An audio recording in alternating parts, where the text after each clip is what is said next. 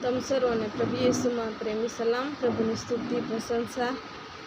તમ સર્વને ભલા શુક્રવારનો દિવસે પ્રાર્થનાની અંદર સ્વાગત કરીએ છીએ. પ્રભુની સ્તુતિ અને પ્રશંસા કરીએ. પ્રભુના વચનમાં લખેલું છે, માર્કને લખેલી સુવાર્તા તેનો 15મો અધ્યાયની 1 થી 41 કલમ સુધી આપણે જઈએ છીએ. તો અહીં સંપૂર્ણ રીતે પ્રભુનું કષ્ટમય માર્ગ સંપૂર્ણ અને માનવ ઉદ્ધાર માટે તેમણે પદસ્તંભના મૃત્યુનું સંઘર્ષ આલિંગન કર્યું છે. સમયને તક મળે ત્યારે આ અધ્યાય સર્વે વાંચવાનું છે. પ્રભુનું બલિદાન એક સામર્થ્ય વિશેષ મનન કરીએ છીએ. એમાં આપણે પ્રભુની સ્તુતિ કરીએ કે પ્રભુએ આપણને એનો એકને એક પુત્ર આપી દીધો. કહેવાનું બહુ સહેલું લાગે છે કે પ્રભુએ એકને એક પુત્ર આપી દીધો, પણ જેણે આપ્યો હશે એને કેટલું દુઃખ થયું હશે એ આપણે વિશેષ અંદરથી મર્મ જાણવાનું છે. પ્રભુના વચનમાં આગળ એવું લખેલું છે કે મંદિરના પડદાના 2 ભાગ થઈ ગયા. એ મુખ્ય બાબત છે કે જ્યારે એનો પુત્ર આપણા જેવા પાપીઓને માટે વધસ્તંભ પર જોડ્યો અને જ્યારે એને પ્રાણ છોડ્યો ત્યારે 2 ઘટના બને છે કે મંદિરના પડદાના 2 ભાગ થઈ જાય છે અને મરેલા પણ ઘણા ઉઠે છે. એવું આગળના વચનોમાં લખવામાં આવ્યું છે. ખરેખર ઈશ્વર પિતા એનો પુત્રને માનવ અવતાર આપીને આપણા જેવા પાપીઓને માટે મોકલ્યા. અને મંદિરનો પડદો એટલે કે એના પહેલાં જૂના કરારમાં ઘણું એવું જોવા મળે છે કે કોઈનું પાપ ને અપરાધ હોય તો લેવી પુત્રો યાજક હતા, એમના દ્વારા બલિદાન આપવામાં આવતા હતા, ઘેટા ગધેડા કોઈ પણ વસ્તુનું, અને પાપોની ક્ષમા આપવામાં આવતી હતી. પણ આ નવા કરારની અંદર પ્રભુનું વચન સાફ કહે છે કે મંદિરના 2 ભાગ એના પડદાના થઈ ગયા. એટલે કે ખુલ્લું આમંત્રણ પ્રભુએ આપણને આપ્યું છે. આપણે ખુલ્લા દિલથી ખુલ્લે રીતે આપણે પ્રભુની શું કરીએ છીએ, પાસે આવીએ છીએ, પ્રાર્થના કરીએ છીએ અને ખુલ્લા દિલથી આપણે એકમેક સામે સાથે પાસે બેસીને આપણે વાત કરીએ. એવી રીતના પ્રભુ સાથે આપણે વાત કરી શકીએ છીએ. આપણી વચમાં કોઈ પડદો રહેવા દીધો નથી પ્રભુએ, માટે પ્રભુનો પુષ્કળ આભાર માનવાનું છે.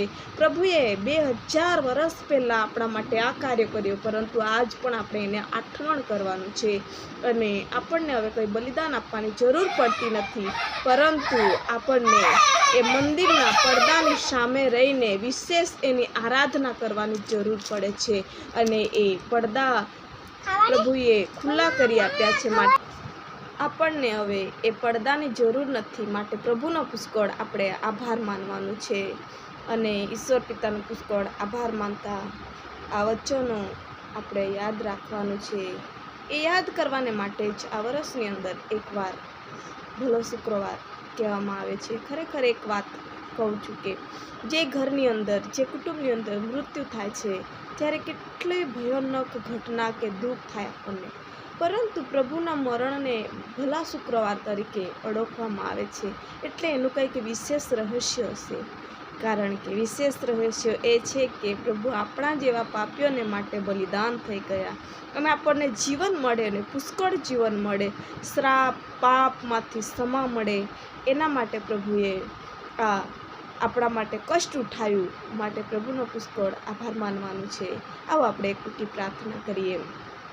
ધન્યવાદ ધન્યવાદ પિતા પુત્ર પવિત્ર આત્મા દેવ, તુએ અમને સંભાળ્યા આખા વર્ષ ભરીને, અને આ ભલા શુક્રવાર અમારા જીવનની અંદર ઉત્તમ શુક્રવાર આપ્યો માટે તારો આભાર માનીએ.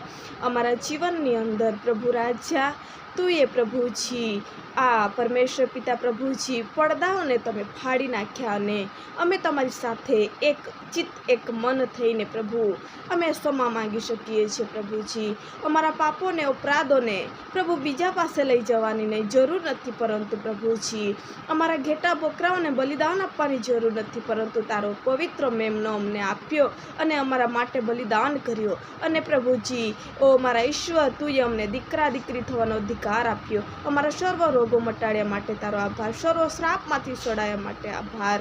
ઓ પ્રભુ, અમે તારી પાસે આવીએ છીએ આ દિવસને આઠવણ કરીને. અમારા જીવનોને તમે સ્પર્શ કરો પ્રભુ. અમે જેવા છે તેવા તારી પાસે આવીએ છીએ પ્રભુજી. મારી સાથે જોડાયેલા એક વ્યક્તિની પાસે રહો, એમને પણ તમે પ્રભુ એમના જીવનમાંથી એવા કંઈક ખરાબ પ્રભુજી પડદા હશે એ તમે દૂર કરો અને પવિત્ર આત્માનું સામર્થ્ય અને બળ પૂરી પાડો. અમારી સાથે છે તેવી રીતના બધાની સાથે રહેજો. બાપ, પિતા, પુત્ર, પવિત્ર આત્મા ઈસુ મસીહ દેવ તારા નામથી માંગીએ છીએ, આમીન. જય મસીહ કી. જો તમે અમારી સાથે જોડાયેલા નવા છો તો ચેનલને સબસ્ક્રાઈબ કરવા ભૂલશો નહીં. અમારે અહીંયા ટાવરની બહુ પ્રોબ્લેમ છે, માટે બહાર નીકળીએ ત્યારે વિડીયો ઉતારીને મૂકીએ છીએ અને ટાવર નથી આવતો, એના લીધે રેગ્યુલર અમે વિડીયો બનાવી નથી શકતી. પરંતુ પ્રભુ સંભાળે છે અમને, ને તમને પણ પ્રભુ સંભાળતા હશે એવી અમે આશા રાખીએ છીએ. જય મસીહ કી.